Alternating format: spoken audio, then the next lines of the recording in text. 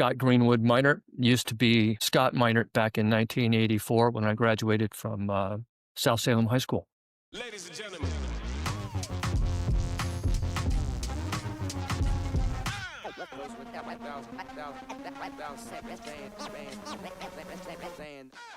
Today's conversation with Scott is brought to us in part through the ongoing support of 2008 graduate Matt Cox and his company Saucetown Properties. If you or anyone you know have a house you want to sell but don't feel like dealing with the hassle of doing repairs or hiring a realtor, go to saucetownproperties.net to get a fair cash offer today. And today we are joined by 1984 graduate Scott Greenwood-Meinert. Scott's Saxon years were full of all the Saxon events, including his participation in basketball, in track, in tennis, and even in our yearbook. He was an academic all-star, including recognition as a National Merit semifinalist. And after graduating, Scott attended Stanford University, where he played basketball and studied political science and eventually completed law school. He was the Stanford record holder for three-point percentage for over 20. He then helped found the Amy Beale Foundation Trust in South Africa, which sustains and educates severely disadvantaged and abused young women and children. He currently practices real estate and land use law in Napa and Sonoma, California, in addition to working with several nonprofits as a lawyer and advisor. Scott, welcome to your time in the spotlight. Thanks for jumping in with us today. We are in the middle of a 2-week atmospheric river, a new term that I've just learned in the last couple of years, but 2 weeks of that here in Salem. So it is just pouring down. I just talked to our custodian and we've got 4 different leaks across our school. It's wet here. How's the weather in California? The atmospheric river has pushed down a trough of fog onto Northern California, so we're in about our 15th straight day of gloom, but no rain. So just some gray clouds. It sounds like nothing has changed in Salem. Right. Yep, especially this time of the year. Do you get back to Salem much? It's been quite a while, actually. I did get back quite regularly. I went back there for law school in the early 90s, but no, I don't get back very often anymore. For the most part, my family's moved somewhere else now, so I would love to. Maybe I retire someday, I can start heading back up the 5 a little more frequently. Well, let's rewind a bit back to those Salem days, especially your 4 years here at South. Did you grow up in Salem? I did not, and it was 3 years in Salem. Yeah, I moved there right to start my sophomore year, which was my first year of high school. So 3 years as a Saxon. Yeah. Where did you come from prior to that? Oddly enough, we were in Iowa for 2 years. Okay. How was it, that transition from the Midwest out to the actual West Coast?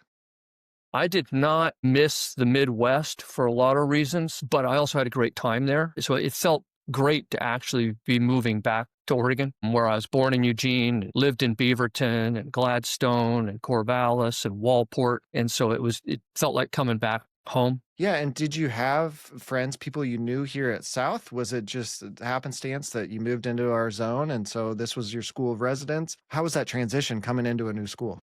Yeah, you mentioned earlier the basketball thing, and I had been coming out from California, where we lived for a few years before Iowa, and coming out from Iowa to a basketball camp at Cascade Basketball Camp, which was a very big deal for a very long time. And so we were moving back to Oregon. My dad got a job at Western Oregon State College, and we went shopping for high schools. So we looked around at both the academic and the basketball side of it. And then, frankly, at Cascade Basketball Camp, I was the camp counselor for a couple of guys, and we ended up on the same team for the week, and they were Saxons. Names Peter Trelstead, Jeff Riebel, and Craig Kerr, and liked hanging out with them, being friends with them. We played well together. And then, honestly, for my dad, it was like a half hour out the back door of Salem to get to Western Oregon. And I kind of chose the guys that I thought would be the most fun to play with, if that makes sense. Absolutely. Yeah. And that's a unique way to enter a school. What was your experience like coming in and already having a home with a basketball team and eventually other sports as well? It really helped to have teammates that were juniors and seniors in high school who probably weren't that thrilled that I was showing up and maybe taking some of their minutes from them. I know you interviewed a guy a month ago, named Eric Schofield, who's a good friend of mine, and he was another reason I wanted to be a Saxon. But I probably took every minute he was going to play in high school. Those guys really made it effortless to step into school and go to class and meet some people and not have everybody wandering around the halls going, who the heck is that guy? Academics were a strength too. How did you find our classes, our school climate overall? What was your experience just as a Saxon? I loved being a Saxon. I thought that the academic fit ended up probably being even better than we thought it would be. It worked out very well that way. And I think the flexibility at that time that the school had to let me, kind of jump in and take classes that were junior, senior year classes as a sophomore really, really helped with where I wanted to go and what the goals were there. And then the teammates were all in those classes. So Jeff Riebel and Craig Kerr, I think we took I'm a sophomore and they're juniors, and we're essentially in the same math classes and science classes. But did you know collegiately you wanted to play hoops? You had high aspirations to go to a place like Stanford? The goal wasn't necessarily Stanford, it was college basketball. And I got exposed and I knew some people, and it just seemed like if I could actually mature a little bit and keep working at it, it was something that was possible because at least physically, I was born with a little bit of talent that way. And that's an important factor, and then it just morphed into eventually over time, how good a school can I get into as well? And I don't know that it was necessarily Stanford so much as being at the time anyway, maniacally competitive at everything. So it just turned out that way. And you find yourself home at Stanford. It's a prestigious school. What were your years at Stanford like? What did you study? And what was it like playing collegiate sport and basketball that is going to require so much of your time, attention, energy, effort, while also attending one of the best schools in the world? Yeah, well, I will say this, when I was at South, I had a classmate who went to Stanford on an academic scholarship. He now is the president of the university in town, Willamette.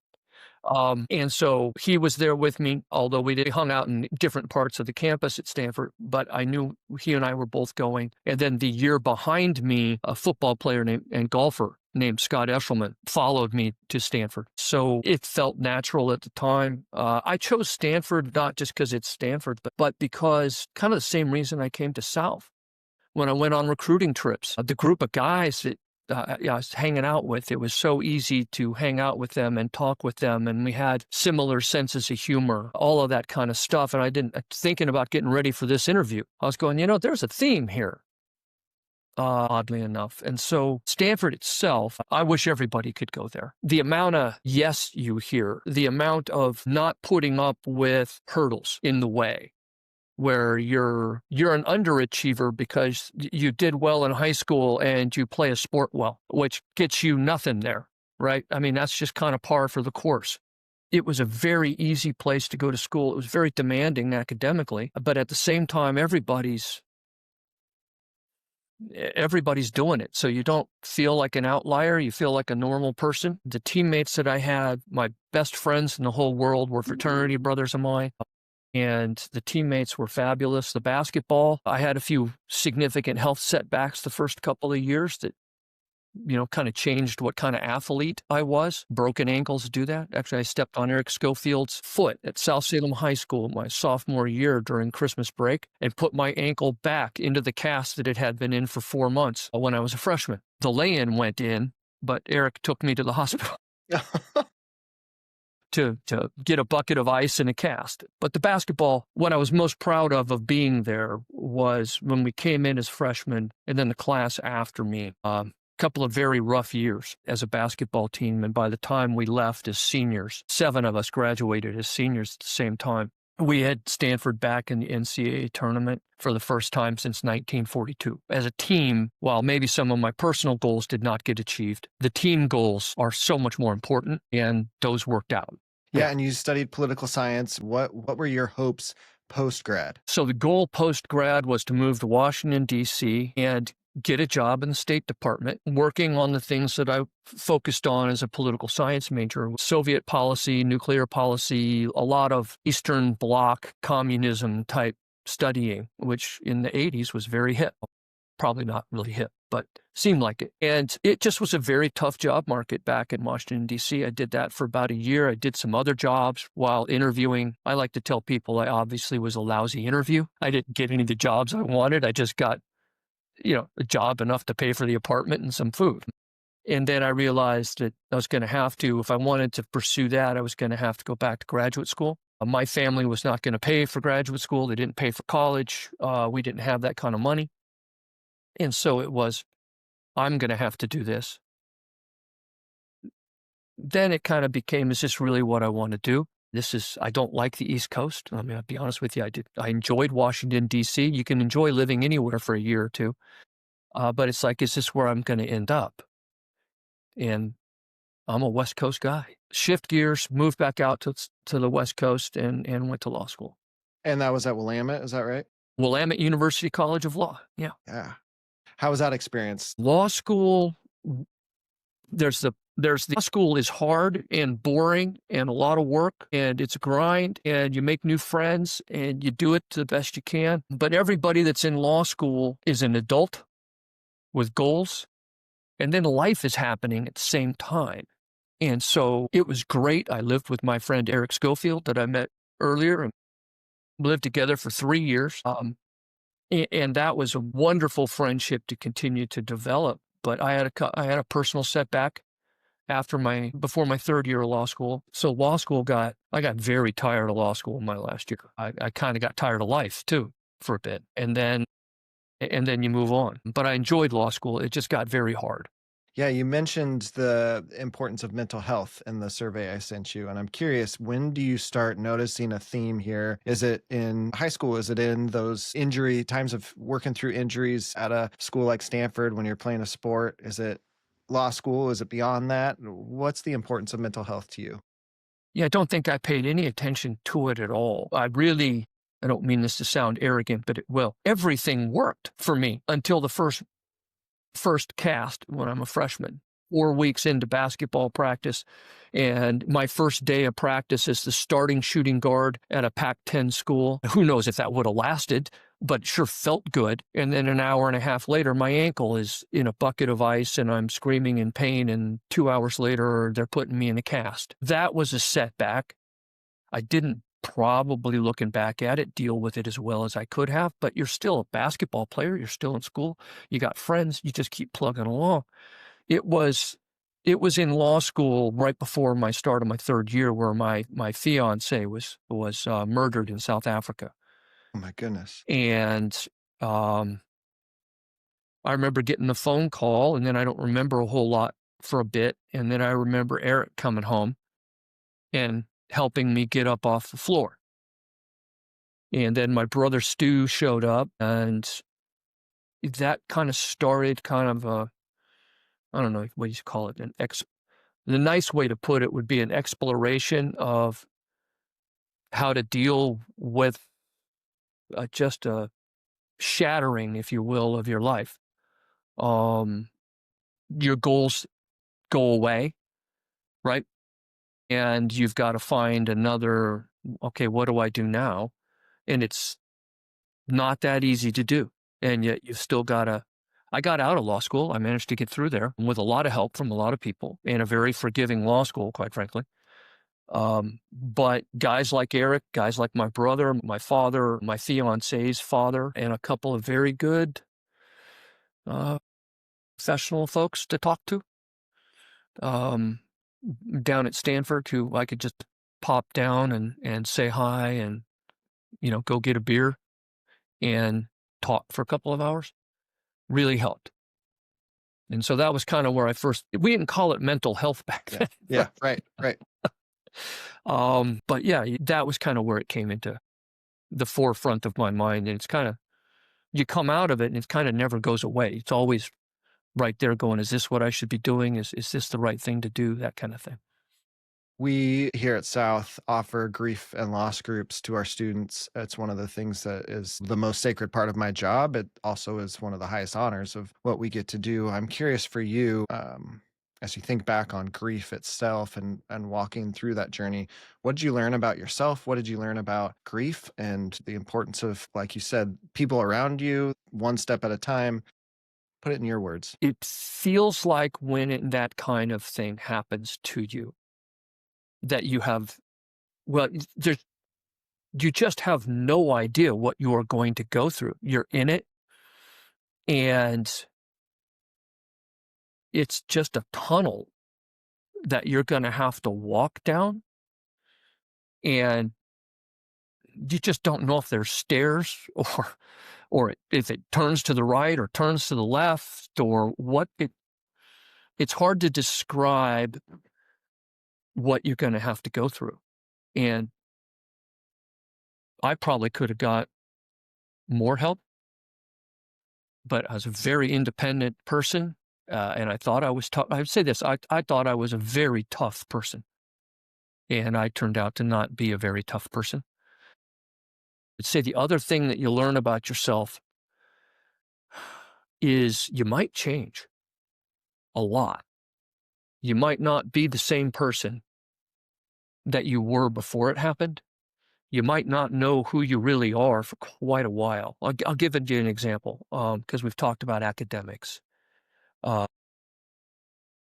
I was one of those people that could read a book or read a chapter that night and know 95% of the words that I just read the next morning.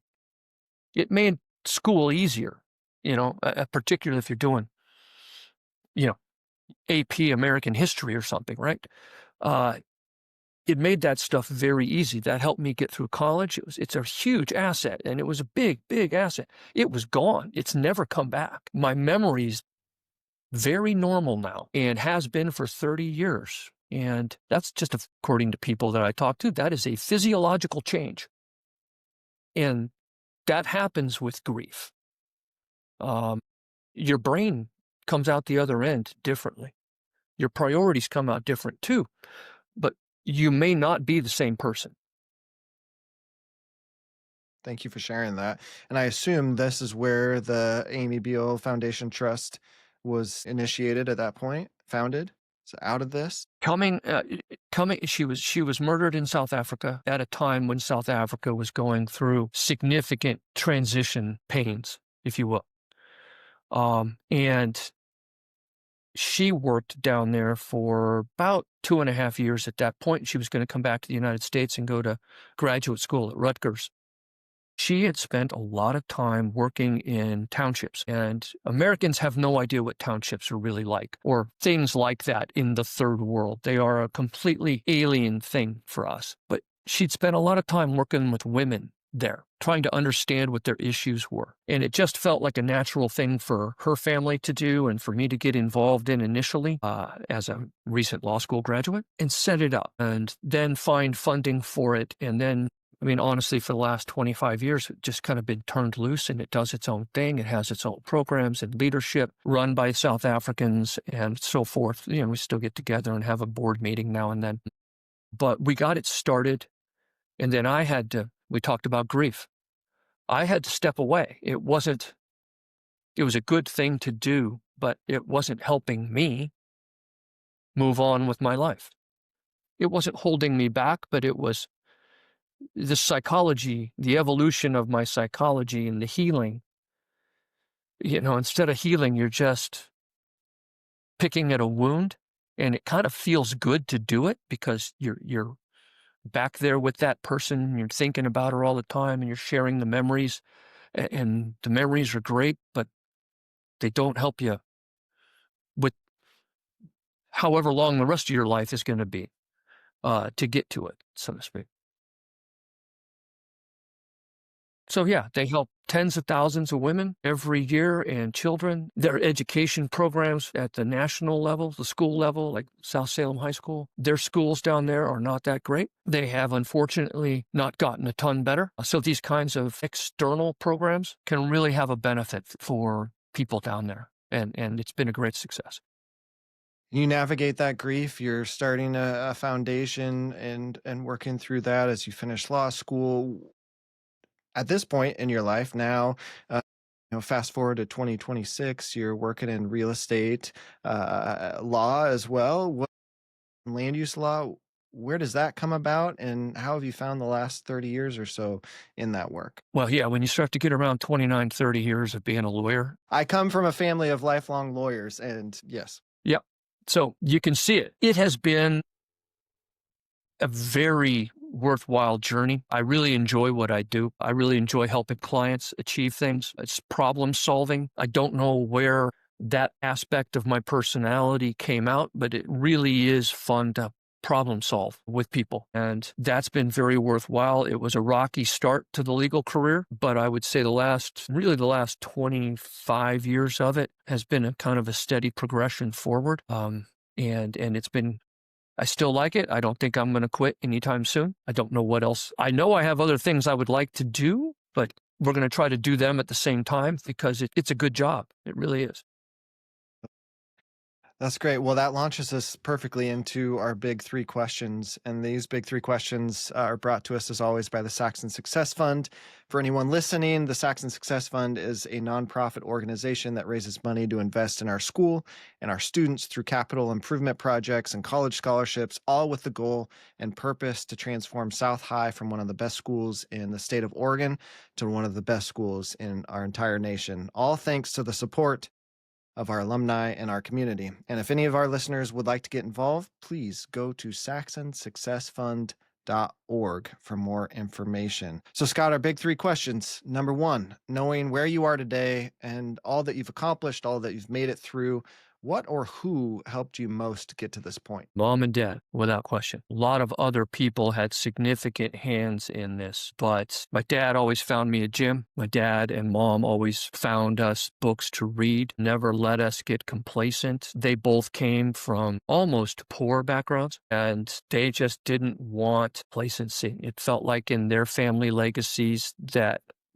it was going to be something where we're going to have to go to college, whether we like it or not, and no one's going to pay for it. So you better go get a scholarship one way or the other. And so those were the goals. But I go back to, I can't tell you how many thousands of times my dad and I and my brother Stu found a gym on a Saturday morning and then found another gym on a Sunday morning. My wife now gets tired of the stories of what's the Friday after Thanksgiving for? That's for going to the gym, right? Whether it's figuring out how to get into South Salem's gym, legally or illegally get in there, or any number of churches in town, grade school or two. We always found them, and my dad always found them. So yeah, I'd have to say mom and dad. You mentioned, too, the impact of your grandfather. Grandpa Meinert was an orphan in a logging camp outside of Mill City, Oregon at 15, because then it's the Great Depression. Who cares if you're in school, right? And I remember the stories were that my grandmother and my grandfather met, and their first house was a cabin with no running water, no restrooms, and a dirt floor. And when I got to know him, they lived in a nice house, so to speak, on the flats of Walport, Oregon. Grandpa always made sure that we had shoes and enough tube socks to last a lifetime. And if I needed to go to basketball camp or needed something, he kind of helped provide for that. And then he passed away when I was 13 of cancer at the hospital in Corvallis.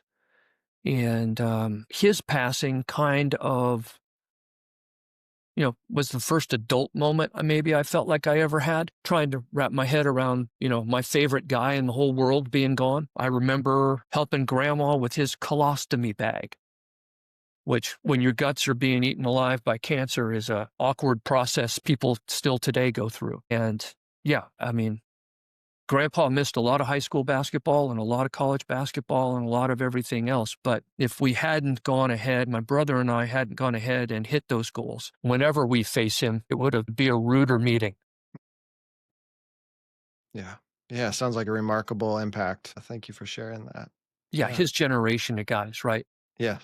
Grow up in a very rugged environment in the woods of Oregon, and then you go off to a boat in the Pacific for World War II, and you come back and the only thing you know how to do is grab chainsaws, go find some trees in the woods down a dirt road in the rain and cut them down. Yeah, it's true. It's a different way of making a living. It's true.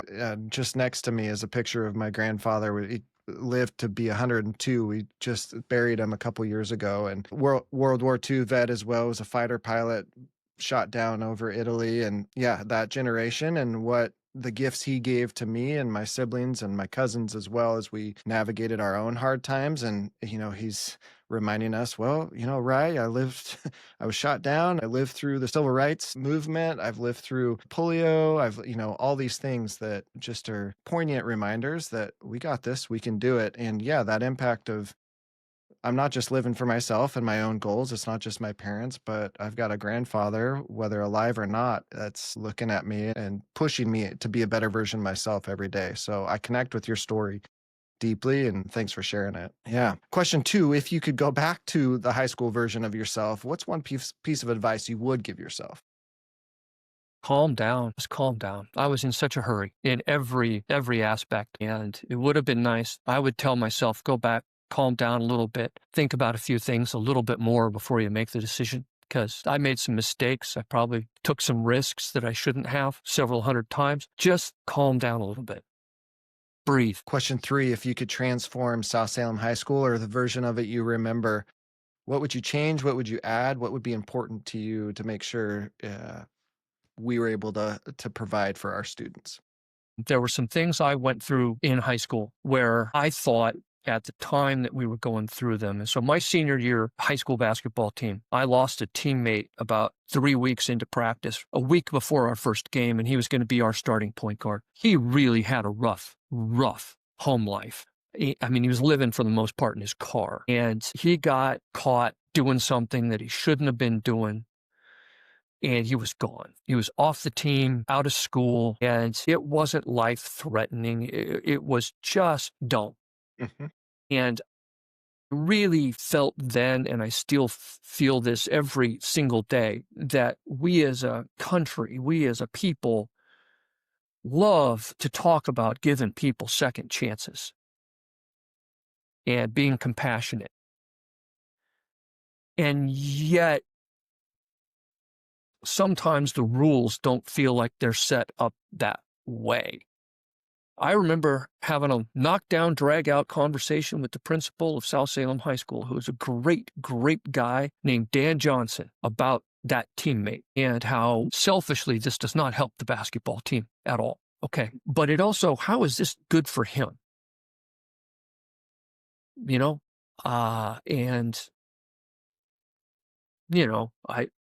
didn't reach a conclusion on that I liked. I understood where they were coming from and all of that. But I would go back to South or any school, and I would say there are behavioral issues that there cannot be any room for. But there are a lot of behavioral issues where there needs to be a lot of room to help kids get through the stuff that they're going through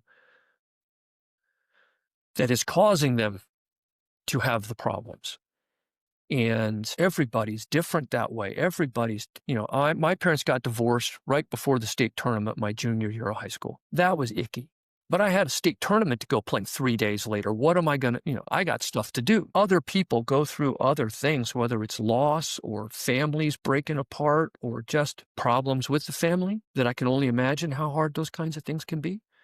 And I just want compassion and second chances to be real. Because I've always felt like if you remove somebody from the one thing that's keeping their grip on being a 17-year-old, where do they go? What do they do? And, taking them away from their team when that was the only thing they had going is tough, really tough. Okay, that's that. Yeah, Scott, we've interviewed well over 50 graduates, and I can say that we've asked that question to almost all of them. That is the most profound and meaningful answer we've ever received. So thank you for that. And we can apply it immediately to the work we're doing, both here in our counseling office, but beyond, and to our behavior and discipline and to our classrooms as well. And I just really appreciate that message. I was not unfamiliar with the disciplinary processes at South Salem High School. Fair. I want to emphasize that. Yeah. But guys like Dan Johnson were great to deal with. They understood things really well, but sometimes the rules are set up somewhere else as well. And that's a different process entirely. Sounds like this was an opportunity for you to be an advocate too for a friend, a teammate. And I'm curious, I know that advocacy work has continued to be a important part of the work you're doing, service as well. Talk about some of the advocacy that you're doing and why it's so important to you. Well, I didn't mean for it to sound like it was advocating. It was more, I probably at the time would have called it, I don't mind arguing, but there has always been, and my brother and I talk about this all the time, how much we didn't like bullies. And somehow, eventually it turned into, when you're an attorney, there's a certain amount of advocacy you get to do and you'd better do for your clients. And it's funny. My wife ran nonprofits for about 20 years. And so she believes fiercely in advocacy as well. And some of it is the sense of wanting to give back to others. And I don't want to make too much out of that because I think most people feel that way.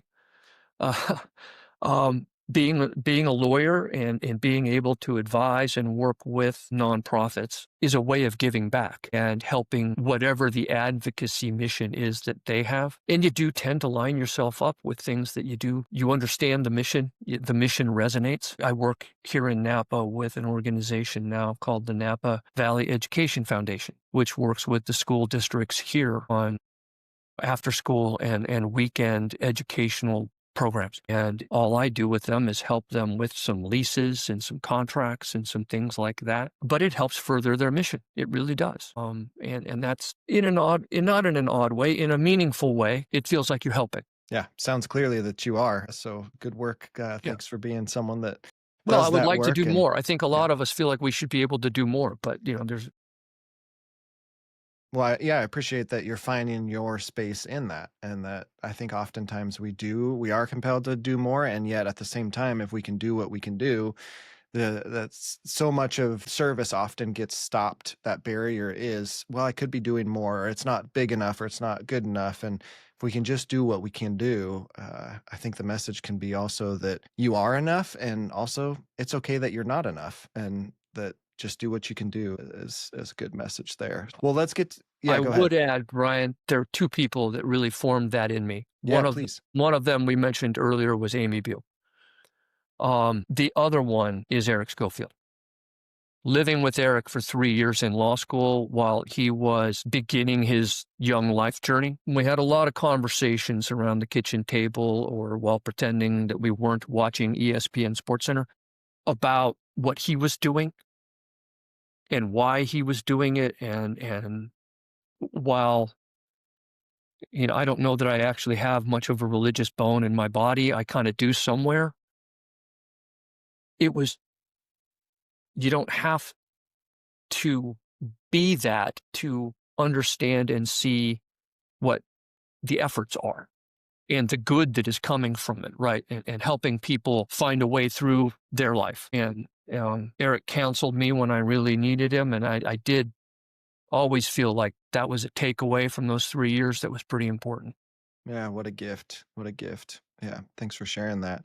Well, let's close with a few of our rapid fire questions. And these ones come to us from another 2009 graduate, Dr. Corey Bickler at Bickler Dentistry. He owned and operated here just a few blocks away from South Salem High School. So, Scott, do you have a favorite TV show or movie when you're not working and you're not giving of your time? What do you like to do outside of work? I'm waiting for season 4 of Ted Lasso Perfect. Yes. and season 3 of Rogue Heroes. When I'm not working, I work out too much. It's been a lifelong thing for me. How's your Very, jumper? very jumper's terrible. Oh, it's the thing that's not supposed to leave us. The follow through is there, but getting from the ankles to the follow through has become a bit of an issue. Fair. But the working out and playing, I hit tennis balls pretty hard still. My buddy Craig Kerr from high school, who was a fabulous tennis player, got me hooked on that. I work out, I read a little bit, I take my dog for long walks. I love that. Yeah. Favorite place you've ever traveled? Paris, Yes. When was the last time you were in Paris? July of 1992. Okay. Any shout outs you want to give that you haven't already mentioned? Yes. Um, my my favorite teacher ever, and a dear, dear friend of mine, Alan Ball, who is either in his house out at Illahee or at his condo down in Indian Wells. Alan Ball was literally the best teacher I've ever had. And I had some good ones at Stanford, and I had some very good ones at South. I went to Stanford over-prepared because of Alan Ball. That's a shout-out. And I would shout out my brother Stu, my favorite teammate ever. Started with us when he was a sophomore in high school. Fabulous basketball player and football player. And then I would reiterate for anybody who is in charge of the South Salem Saxon Sports Hall of Fame that Craig Kerr and Jeff Riebel and Stu Meinert belong in there. And why they're not irritates me. But those guys could flat stinking play every sport they played. Yeah. And they were so much fun to have as teammates. Anyone else that we should interview? Any other graduates? You would not believe, if you could interview Craig Kerr, how good that would be. He was my team captain my junior year. He and Jeff Riebel would both be great interviews. If you haven't interviewed Dave Johnson, was the football coach when I was there, and then the athletic director, Dave would be a great guy to interview.